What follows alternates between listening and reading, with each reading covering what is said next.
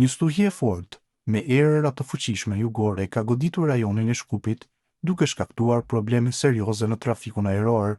Sipas njoftimit të qendrës për menaxhimin me kriza, për shkak të erës së fuqishme, 2 avion janë detyruar të devijojnë dhe të ulen në aeroportin e Prishtinës, ndërsa 2 të tjerë po vazhdojnë të qarkullojnë në ajër në pritje të udhëzimeve për ulje. Për shkak të erës së fortë jugore e cila e ka përfshirë rajonin e Shkupit, 2 avion janë devijuar për ulje drejt aeroportit të Prishtinës, ndërsa 2 të tjerë ende po qarkullojnë dhe po presin udhëzime për ulje, thonë nga QMK-ja. Përzgjedhësi kombëtare së Kosovës, Franco Foda, ka zgjedhur 23 futbollistë që do të jenë në protokoll për ndeshjen e sotme e martë ndaj Zvicrës. Dërdanët janë mikoqyrë të helvetikëve në takimin e fundit të grupit B, i cili pritet të zhvillohet në stadiumin Fadil Vokri nga ora 20:45 minuta. Ekipi i Fodës ka mundësi të kualifikohet nëse fiton vetëm me rezultatin të paktën 6-0, por një gjë duket e pamundur së paku në letër.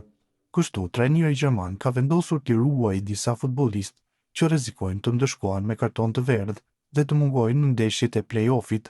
Sipas përditësimeve të fundit nga faqja zyrtare e UEFA-s, 2 jetë titullarë si Leon Avdullahu dhe Albian Hajdari nuk janë në listën e ndeshjes ndaj Zvicrës dhe arsyeja e vetme është që rrezikojnë të mungojnë nëse marrin edhe një karton të verdh. Në vend të këtyre 2 lojtarëve në listë janë rikthyer Lindon Emrllahu dhe Baton Zabërgja, të cilët nuk ishin në ndeshjen ndaj Slovenisë. Përveç Avdullahut dhe Hajdarit, edhe 3 të tjerë nuk janë pjesë e listës. Faton Maloku ja lë vendin Arjanit Muriqit, të rikthyer nga suspendimi teksa Alert Sadriu dhe Meriton Korenica mbesi në tribun edhe për këtë ndeshje. Kombëtarja shqiptare e futbollit ka siguruar për herë të parë në historinë e saj pjesëmarrje në play-off të Kupës së Botës, duke qenë vetëm 2 ndeshje larg realizimit të një ëndre të jashtëzakonshme për të gjithë tifozët kuqezi. Megjithse, nëse gjërat nuk shkojnë ashtu siç do donin kuqezinjtë në gjysmëfinale, FIFA i detyron që të luajnë një ndeshje që ata nuk do ta kishin dëshirë ta luanin pas një zhgënjimi të mundshëm. FIFA përcakton që në short skuadra të ndahen në 3 mini grupe me nga një ekip nga secila vazo, i cili do të përcaktoj emrin e 3 finalistëve të botrorit që mbahet në Europë. Më 23 mars, skuadra e vazës së dytë do të presë ndeshjen me skuadrën e vazës së tretë dhe ajo e vazës së parë do të presë ndeshjen me skuadrën e vazës së katërt në gjysmëfinale. Fituesit e 2 çifteve do të ndeshen më 31 mars në finalen e madhe për një bilet në botrorin 2026, po humbusit.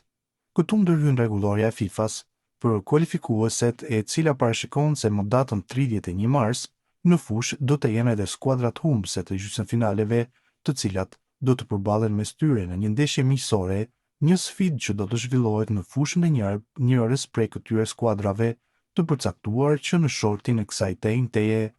Kjo ndeshje në fakt është cilësuar e panevojshme nga shumë ekipe, duke pasur parasysh se pjesëmarrësit do të janë dukshëm të pamotivuar pas zhgënjimit nga eliminimi, por pavarësisht protestave, FIFA ka insistuar të zhvillohet meqense në atë dritare ndërkombëtare, ekipet e tjera në të gjithë botën do të zhvillojnë nga 2 ndeshje dhe i shërben për statistika apo qëllimet e renditjes së saj botërore.